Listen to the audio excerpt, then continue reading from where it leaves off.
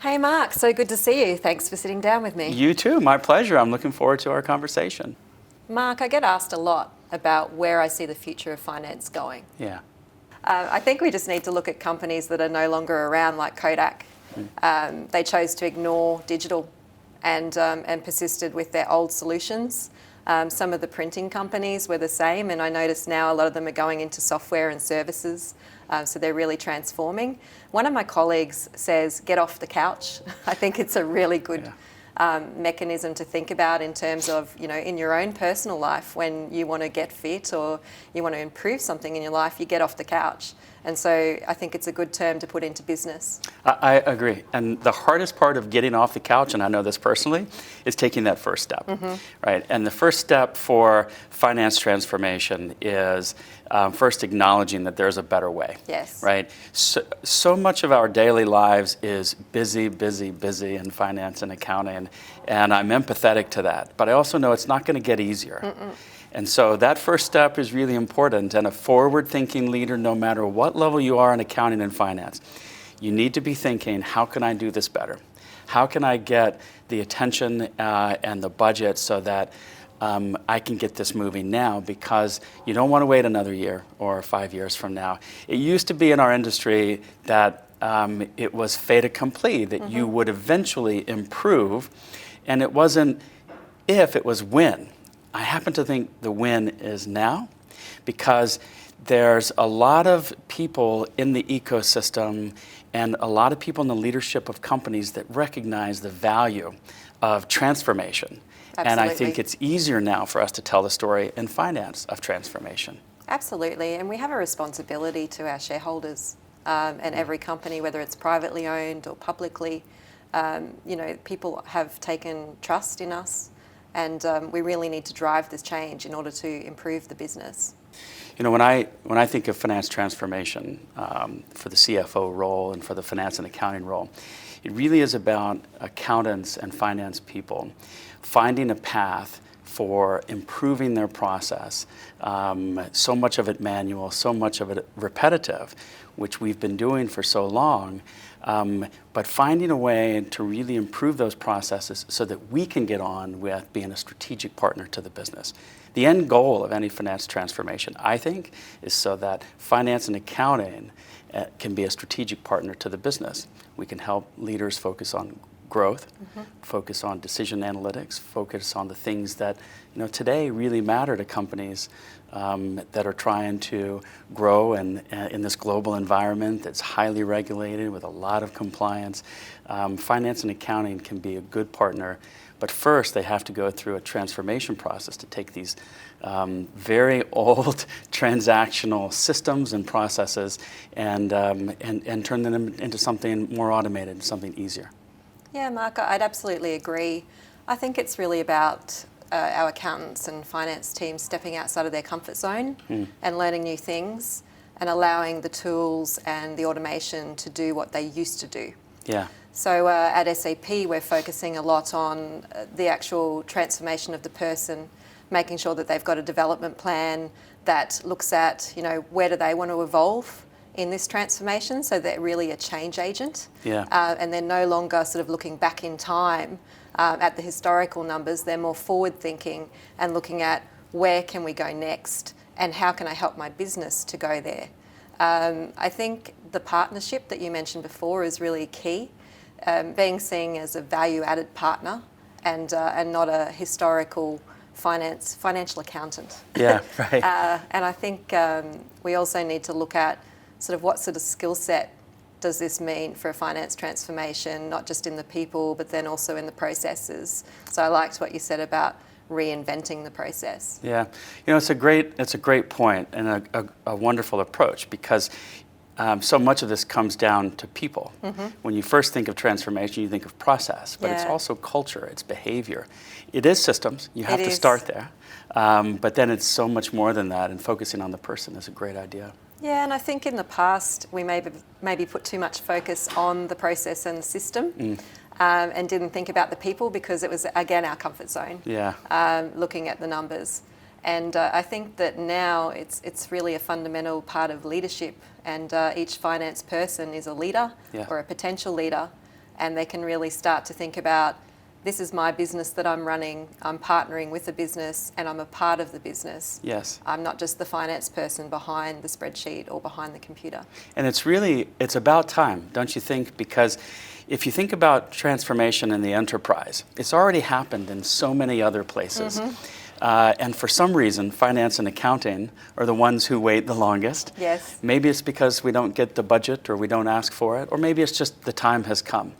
But in the many customers that we have and we serve, we see these transformation projects in finance, and they're not the first ones. That's right. Right, and the IT groups, the leadership, they understand what transformation means in other parts of the enterprise, and now it's time for finance. Yeah, I agree, and I think our finance professionals have grown up with different elements based on their generation. So some have, the very original systems. Some were doing things on paper. Yeah. And then we have our newer generation who've grown up with the iPhone.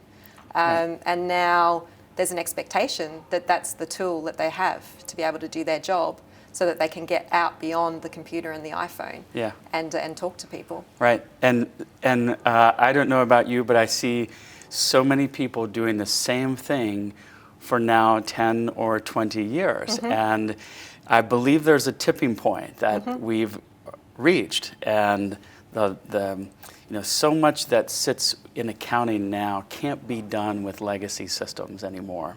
And I think that's the realization that many of our customers are coming to.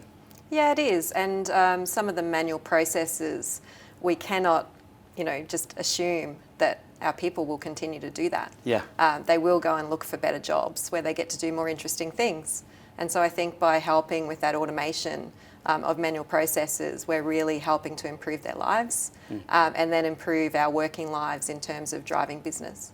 So there's a lot of news, a lot of interest in the Royal Commission that's going on here in Australia. Tell me about that. Yeah, look, it's a hot topic right now in Australia around banking, where again, like we were talking about earlier, we have a real obligation to our consumers to build trust and to look after their best interests. Unfortunately, with the Royal Commission, a lot of things came out about behaviours and lack of processes and systems, particularly around risk. And we need to make sure that as we're working with our customers now, that we're embedding the processes and the systems to be able to take care of them and ensure that the consumers are looked after. Yeah, and so much of our partnership together is to help our customers create better visibility and transparency. And I think in that type of environment, that's a necessity. Absolutely. Yeah. And, banks are key, and we have a real trend in that industry at the moment where we have some of the smaller players actually coming in and shaking things up, just like we have in all business. And it's really important that the Royal Commission is looked at, and we ensure that in these startup banks that they have the systems in place to be able to avoid it happening again. Yeah, I'm asked often by our investors and our shareholders about these types of events where either in the Royal Commission or even in the States where we've had collapses and loss of trust from customers and society in general. And my response is the same, and I think it's the place for finance and accounting to really step up. If you think about the integrity of the systems and the integrity of the people, we've really been a steward of that for so long in our profession, from being a CPA to being the heartbeat of most organizations. I think accounting and finance can really provide leadership through these kinds of situations. We can. You put it really well. We have a moral compass. We've been trained in ethics, and I think it's a really important lead that we need to take in this topic. And ensure that we don't have compliance issues in our businesses. We really are the stewards, and we need to make sure that that's at our core, which it always has been, as we transform. I often get a chance to talk to finance and accounting people around the world, and my advice, like we said earlier, is to act like a CFO. Really get invested in the business, the market, the product. Make yourself important to the leadership of the company. And what that means is you want to know how you can help the company grow, because so much of our focus is on maybe the bottom line historically. So much of our focus is on what has already happened. And I know in my early career as an accountant, I spent most of my time hoping we wouldn't grow because I just got bigger problems if that happened. And as a financial and accounting leader, it's our job to help the company grow. You have to build the right platform and the right systems so that our teams can evolve so that they can provide that leadership. I totally agree, Mark. And I think the other thing that our colleagues need to remember is don't be afraid to ask for help. I've had a lot of help in my career. I'm sure you have as well. Yeah. And we can't ever think that we know everything. You know, the best leaders are learning, and they're learning from people. And so I think that we need to tell them that they need to be strong and confident enough to say, I was wrong, or what did I learn from that? Yeah. And hey, I need some help on this. I agree 100%. And I don't think there's a harder working group in the business than the accounting and finance teams. We're usually the latest ones there. Yes. You know, and we're putting in the hours.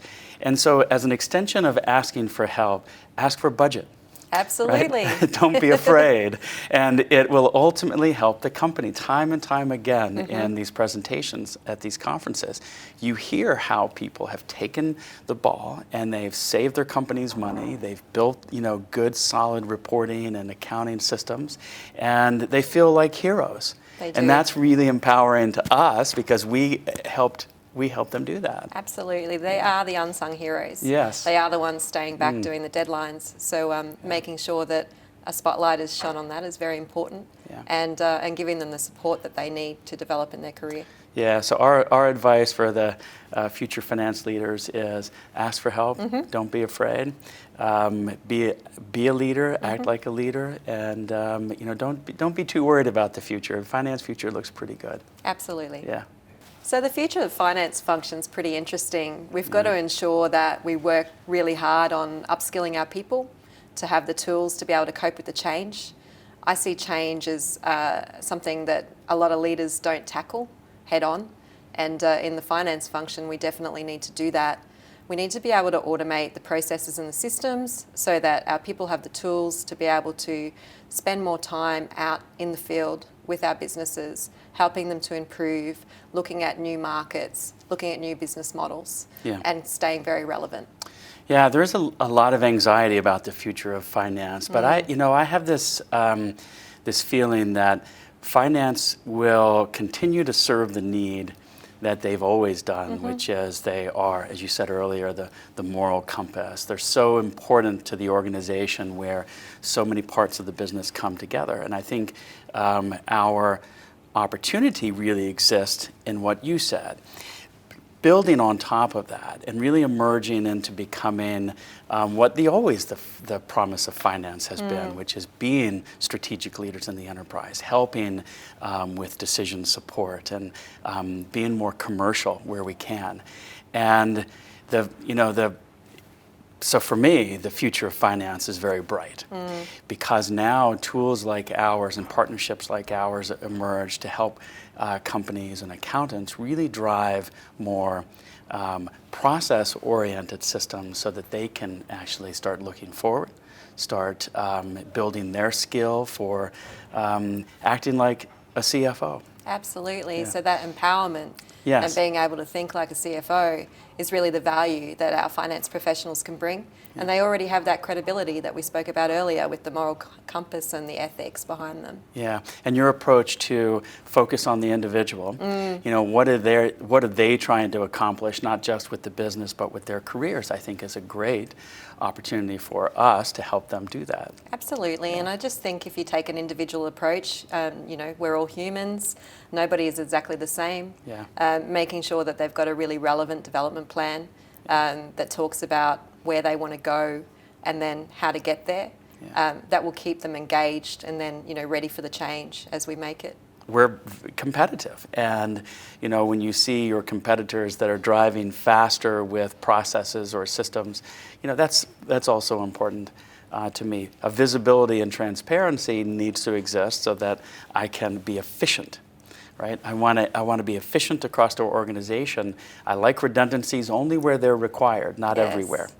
And so it's, for me, I think trust is really important because we've built a level of trust like we talked about earlier. We've built a level of trust in our profession just by virtue of being a CPA or accountant or the level of scrutiny that our daily lives, are under in accounting.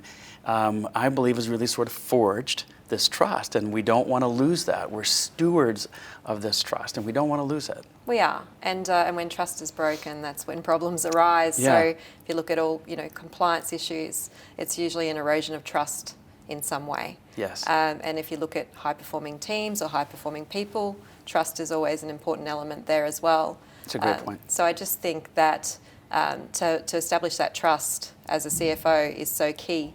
And we have that in our partnership as well. Yes. If we look at how BlackLine and SAP are partnering together. Yeah. Mark, thanks for seeing me today. I really appreciate the time you've taken to talk through the CFO function and the future of finance. Yeah. Once again, thank you. It's been a wonderful conference. It's been nice to see you again and your team. We appreciate our partnership, and I always like seeing you, so thank you. Thanks.